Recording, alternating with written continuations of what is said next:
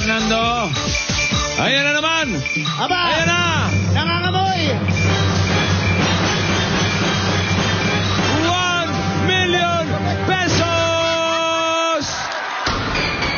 Back to back!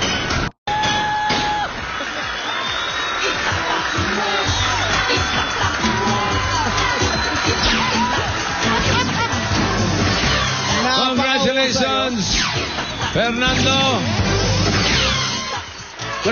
Maraming salamat po sa Itbulaga at sa Diyos. Thank you po. Sunod-sunod. Wala nga naman. 1,065,500 pesos ang total na napanalunan ni Fernando.